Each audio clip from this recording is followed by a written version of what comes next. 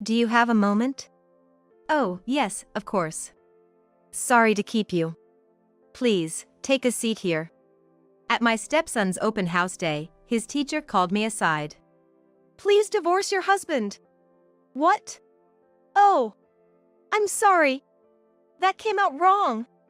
I mean, not that it's incorrect, but that's not what I meant to say. Olivia, please calm down. I'll listen to what you have to say. Taken aback by the unexpected request, I was initially stunned, but it seemed the teacher, Olivia, was just flustered and misspoke. I calmed the teacher down to hear what they really meant to say. Please listen calmly. About your son, Josh. The teacher's revelations were shocking.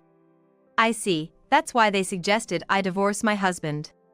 This was information serious enough to consider immediate divorce. I am Michelle, a 38-year-old nurse.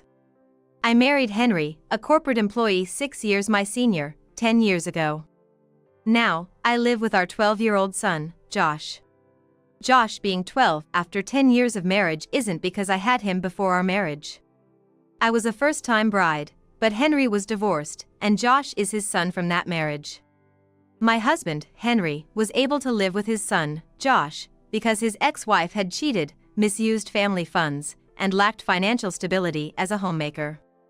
Indeed, I too think that such a mother couldn't be entrusted with the care of a child. I've been living with Josh since he was 2 years old, so he thinks of me as his real mother, and of course, I treat him as my own son. I'm home. Off I go. Hey! How many times have I told you to do your homework first? And put away your backpack yourself. When I hear Josh's voice at the entrance, I yell from the kitchen towards the front door. I stop preparing dinner and head to the entrance, but Josh is already gone. In his place, as if a stand-in, only his backpack lies abandoned. Josh prefers playing outside to video games. He tosses his backpack at the entrance and immediately heads out to play after school. I always scold him for not doing his homework or for leaving his backpack unattended. Yet, while I scold him, feeling the role of a mother brings me a secret joy. Despite my exasperation, I pick up his backpack with a smile and take it to his room. Okay, I'm counting on you for the morning. Sure thing. Have a good day. One evening, after finishing dinner preparations, I started getting ready for work. As a nurse, I have night shifts and work on weekends. When I have night shifts, I can't make it back before Henry leaves for work and Josh goes to school the next day. And sometimes, I work day shifts on weekends, so I'm often not home. But when I'm absent, Henry takes care of the house. His cooperative attitude in household chores and parenting makes our lives smooth, and so far, we've led a happy life without any major troubles. But in the 10th year of our marriage, this happy life seemed to be coming to an end. When our family of 3 sits down for dinner, Josh usually tells us about his day. Listen. Today I saw a bird catch a bug. It swooped down from the sky, snatched it, and then zoomed back up. That must have been quite a sight. Sounds thrilling. Josh talks excitedly, but as he's a grade schooler, his stories aren't particularly interesting to us adults.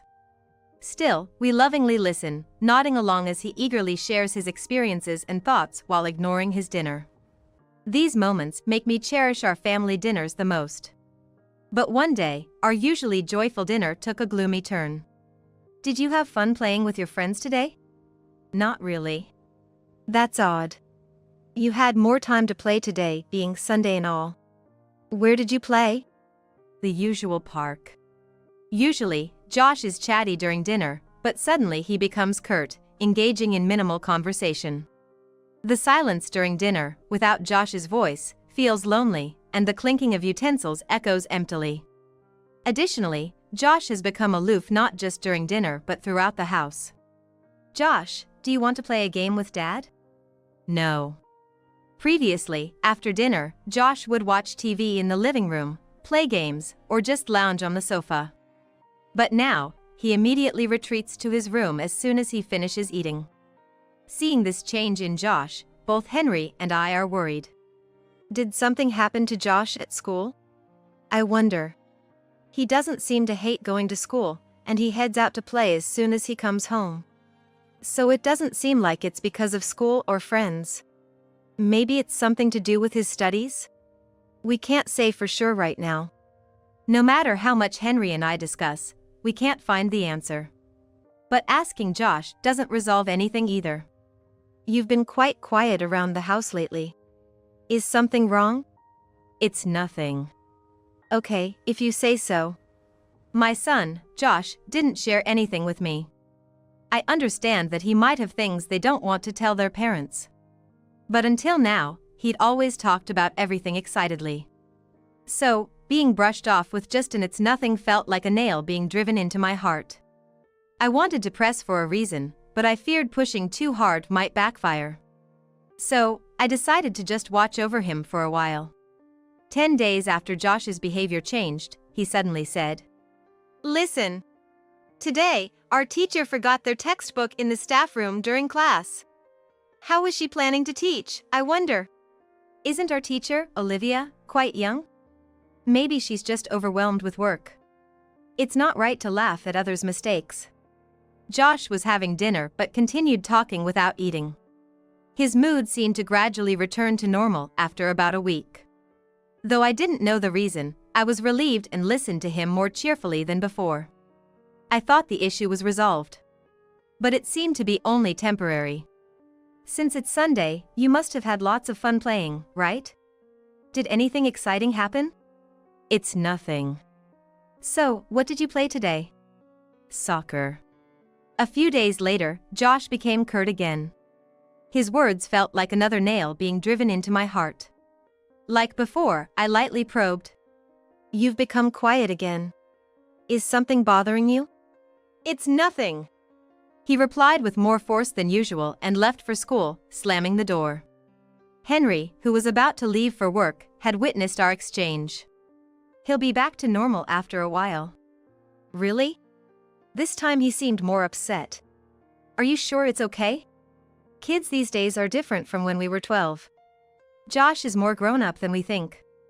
Treating him too much like a child might backfire. Let's just watch over him like before." Henry unhurriedly and left for work. Although Henry suggested just watching over Josh, I felt something wasn't right. I didn't have a particular reason. Maybe just a mother's intuition. Yet, I also thought Henry's words about not treating Josh too much like a child were valid. Torn about what to do, I returned to the living room, pondering. Back in the living room, I noticed a printout left on the table since last night. It was an invitation to an open house day. That's right. The open day is coming up. I should talk to Olivia, the teacher. I only knew about Josh's life at home, so learning about his school life might give me clues to solve the problem. I went from not knowing what to do to deciding on my next step made me feel a bit lighter. On the day of the open house, Henry couldn't take the day off, so I went alone. Arriving at the school, I confidently headed to Josh's classroom, familiar with the routine. Children's reactions to the open house varied.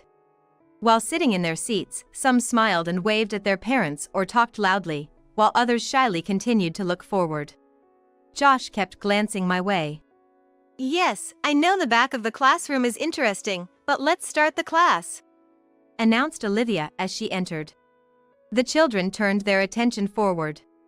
It was my first time seeing Olivia, and this was the first open house of Josh. Although Olivia looks dignified, as Josh had described, she was quite young. Probably in her mid to late 20s. It seems young teachers are as popular now as ever. Josh and his mates fondly called her Olivia. While observing Josh's class was one goal, I also intended to talk to Olivia. I joined the parent-teacher meeting after the open house. The meeting was also attended by Olivia, and I planned to speak with her afterward. As this concludes our meeting, thank you all for attending.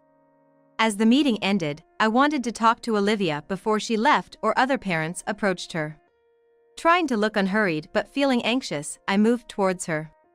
But before I could speak, Olivia called out to me. "Josh's mom, do you have a moment after this?" "Oh, yes, of course." I stopped and waited for the other parents to leave the classroom. Once they were gone, the classroom fell quiet, the noises from outside and the hallway now more distinct. Sorry to keep you. Please, take a seat here. I sat down on a chair, and the teacher, Olivia, sat opposite me. In class and during the meeting, she appeared composed, but up close, she still looked very young. Her face, filled with anxiety, resembled that of a student nervously awaiting exam results. She also fidgeted as if holding back a need to use the restroom. Called in by the teacher. Her uneasy demeanor made it clear she had something difficult to say about my son, Josh. Bracing myself for whatever might come, I tensed up, ready to hear it. Please divorce your husband. What? I was prepared to hear something about Josh. But Olivia's words were about my husband, Henry, and she was asking for a divorce. I was stunned by this unexpected turn. Oh, I'm sorry. That's not what I meant. Well, not exactly. What I meant to say is... Apparently, Olivia was so nervous that she skipped the entire explanation. Her face turned bright red, sweat appeared, and she made gestures like clutching her chest and scratching her head, like something out of a comic book. It was a reminder of how young she still was as a teacher. Olivia, please calm down. I'll listen to what you have to say. Regaining her composure after my words, Olivia took a deep breath and tried to settle down. It seemed she had something very difficult to say. Please listen calmly. The truth is about your son, Josh. I couldn't help but internally remark on her need to calm down. As her revelation was indeed shocking. Now I understood why she'd mentioned divorce. The information she shared was certainly challenging for a teacher to discuss. Her anxious and flustered behavior made sense. I thanked Olivia for her courage and decided to divorce Henry. After hearing from Olivia, I knew I had to divorce Henry, but I needed evidence before confronting him. Since Olivia heard it from Josh, I hoped to get more detailed information from him, which might lead to the evidence I needed. But considering the nature of what I had to ask, it would be too much of a psychological burden for Josh. That had already been proven. I had no choice. It was disturbing, but I needed to catch them in the act. I decided to suppress my anger and act normal until I could execute my plan. So, what did you learn at school today? Nothing. There must be something, right? Don't just talk, eat your dinner quickly. We can't clean up if you don't. Josh, you went out to play without doing your homework again today, right? Eat quickly and do your homework. Okay.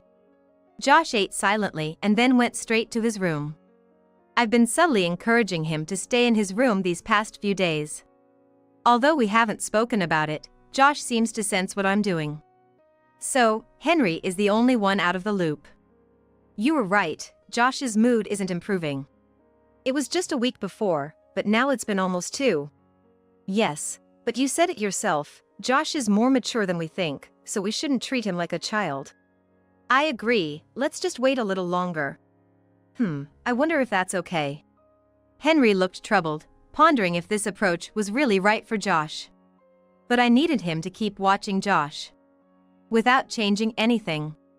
I hoped, sending my thoughts telepathically while washing the dishes, that Henry wouldn't change his behavior. Whether my thoughts reached him or not, everything remained the same for the next few days. I'm off to work then. Wait, isn't today your day off after the night shift? I swapped shifts with someone at work who wanted to watch their kid's sports game. It's a day shift, so I should be home by around 7 p.m. Oh, and since it's Sunday, please take care of Josh's lunch. He'll probably want to go out and play right after eating, so feed him early. Got it. Eager to leave, I quickly left the house. I told Henry the first was going to work, but that was a lie. After leaving the house, I stopped at the first corner to hide and keep watch. I had packed bread and water in my bag, ready for a long stakeout. Watching the house's entrance, I felt like a detective on surveillance. 4 hours into the stakeout, my son Josh energetically ran out in the opposite direction. Honestly, this was where the real stakeout began. I didn't necessarily need to watch until Josh left, but I stayed just in case he left early or my husband Henry left the house. It had already been 4 hours. I thought it would be tough to spend 4 hours doing nothing, but driven by determination, it wasn't as hard as I expected. An hour after Josh left, things started to happen. A woman, young and pretty, probably a little younger than me in her early 30s, walked towards our house. When the woman arrived at my house, she even entered without knocking at the door. Lucky to hit the jackpot on the first day of surveillance, I thought to myself. I had been waiting for this woman to come.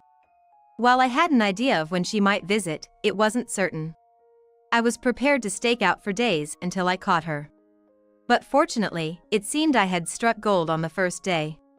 Once I saw the woman enter the house, I no longer needed to crouch, but instinctively did so and hurried towards the house. The bedroom window on the second floor, to the right of the entrance, was our room. If we hear voices coming from here after a little while, that will be our signal to go in. I closed my eyes, concentrating on that window, waiting for any sound that would signal it was time to burst in. After several minutes, I heard the faint sound of the bedroom door closing. Strangely, I felt like I could hear voices, despite the distance. Already? We have to hurry before the kid comes back.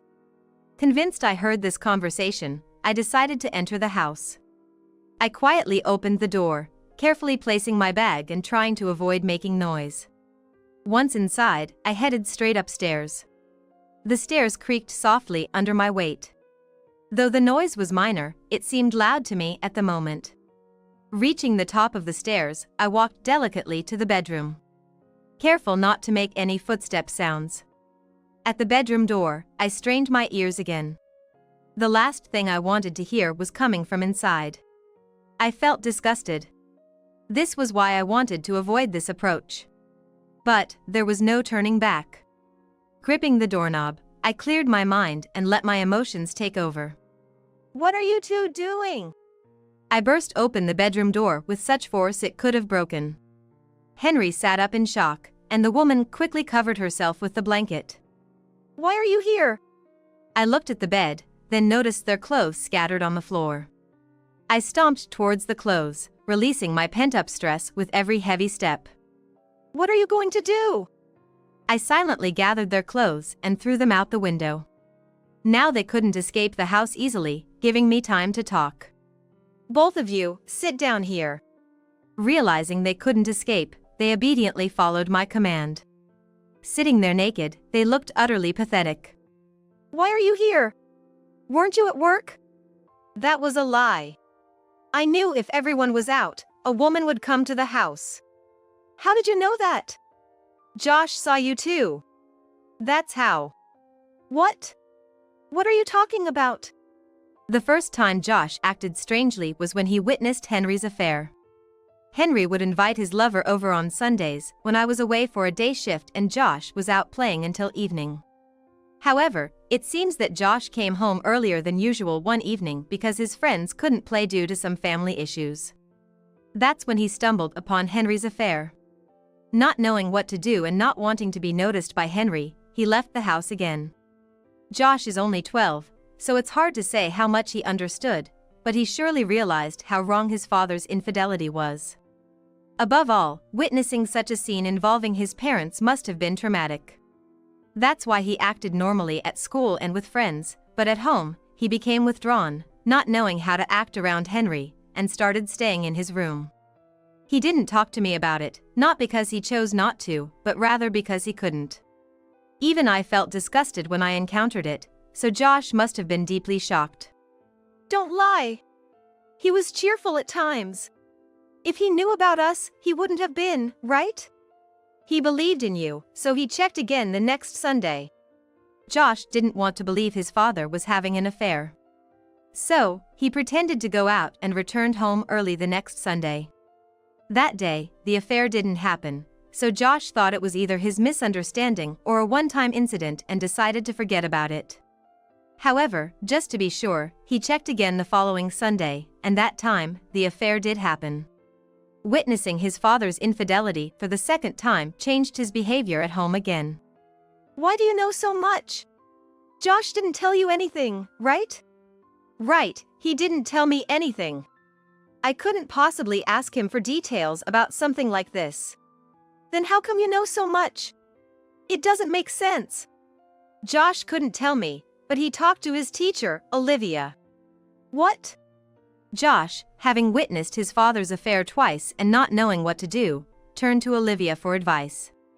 Olivia, being young, popular, and well-liked by the students, was an approachable adult for Josh and easy to trust as his teacher. Olivia then shared with me during the parent-teacher meeting what Josh had confided in her. I'm a teacher, so I can't delve too deeply into personal matters. I will only share what Josh has consulted about and what he's troubled with. Olivia began with a disclaimer about her role as a teacher, indicating that she couldn't go too deep or identify the third party involved in the affair. But she managed to convey the message in a gray area. Please listen calmly. Josh told me that his father has been letting an unknown woman into the house. Letting a stranger into the house is a problem, isn't it? Yes, it is. Josh said he's scared of the unknown adults in the house and couldn't enter because of it on Sundays. That must have been frightening for him. Olivia subtly hinted at Henry's infidelity and Josh witnessing it without directly saying, "Your husband is having an affair. Please divorce him for Josh's sake." Initially, she blurted out about divorce in a panic, but once she regained her composure, she approached the matter appropriately. In hindsight, perhaps her initial outburst was a tactic. Pretending to be flustered, then using indirect expressions to make the message clearer. Thanks to Olivia, I got enough information and didn't need to ask Josh directly, which led to my strategy of surveilling the house on Sunday. You've been caught in the act, so no need for further evidence, right? Will you agree our divorce right now? Divorce? Of course. I can't stay married to someone who brings women into our house. Hey! You, be quiet. I ignored the woman, prioritizing dealing with Henry. I presented Henry with the divorce papers I had prepared, making him sign while still naked. Even after 100 years of love, seeing such a pathetic sight would cool any affection. Why did you have an affair? You divorced your previous wife because of her affair. You know how terrible it is. Why would you do the same? Well, you and Josh were off and out, and I met someone nice. So, his desires overpowered him, even though he had suffered from infidelity himself. Not all men cheat, but maybe that's just how some men are. At least Henry turned out to be the worst kind. Glancing at the other woman, she glared at Henry with a fierce expression, like a wrathful deity. She wanted to say something to Henry, but seemed to be holding back, fearing I might yell at her again. Her fists were clenched and trembling. Finished signing? I'll keep this for now. We'll talk about the details later. Details? Completing this paper alone won't finalize the divorce, right? We need to discuss things like property, don't we? I had Henry sign the documents, but I still needed to consult a lawyer. Still, having him sign them was important to have proof of his intention to divorce, just in case. Yeah, we need to talk. By the way, there's no way I'm leaving Josh with you. Josh is my son too, you know? He's my son as well. I plan to leave it to a lawyer, so be prepared for that. I'm leaving the house until evening, so could you two please leave by the time I get back? Why should we be the ones to leave? Can't we discuss that too? What about Josh? I can't leave him alone with you. Or are you suggesting I take him and stay somewhere else? Well, I guess. Okay, I'll leave. I decided to leave the two of them naked and leave the house for the time being. Descending the stairs, I was about to leave when I heard yelling from upstairs. What's going on here? Why do I have to suffer like this? I don't know what they were arguing about, but I think the woman involved in the affair is equally to blame. She should be prepared with Henry. With a smirk on my face, I slowly left the house. Having caught Henry in the act of his affair, I was able to finalize the divorce on almost my own terms. We went through a legal process and I decided to live with Josh. I was worried about the battle, but I managed to take Josh due to the nature of the divorce and his wishes being respected. The necessary divorce documents were prepared by a lawyer, but I wanted to submit them myself as a form of closure. I received the papers from the lawyer and submitted them immediately. Feeling like I had delivered the final blow, I was quite satisfied at that moment. After the divorce, Henry apparently broke up with his affair partner. It's impossible to stay with someone who caused such a stain on your life. The shouting I heard from the affair partner on the day I confronted Henry was seemingly the answer to everything that followed. Henry lost his wife and precious son due to the affair, ending up alone. This must have made him realize that being the cheater or the one cheated on, both are equally bad. Josh and I moved out and started living in a rented apartment. Though my job has irregular hours and I had concerns about living with my son, he's nearly a middle schooler and understands that we need to live together now. He started helping with simple cooking, cleaning, and laundry. Josh seems more mature than I thought, almost like a little husband. I worried about his mental state after witnessing his father's affair. But after the divorce and separation from Henry, he quickly returned to his usual bright self. He seemed to understand that I was trying to keep him and his father apart inside the house. Knowing I was on his side must have helped him maintain his mental health. Although Olivia suggested consulting a school counselor, Josh said he didn't need it. And seeing him now, I agree. I will continue to be a good mother, ensuring Josh's smile never fades.